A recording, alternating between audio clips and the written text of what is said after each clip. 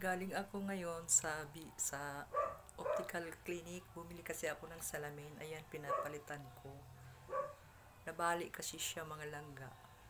Kaya bumili na rin ako ng tsinelas na pangbahay. Ayan o, tsinelas na pangbahay.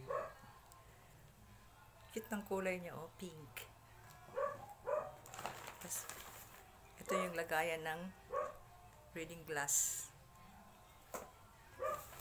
Kung ano-ano binibili ko.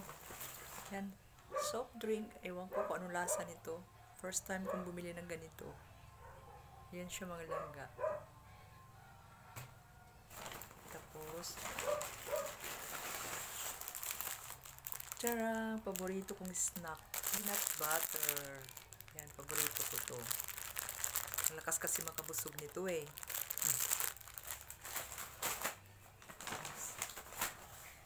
Bumili na rin ako ng lagayan ng aking kape.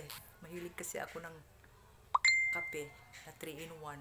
Kaya kailangan may lagayan siyang ganito para organize siya.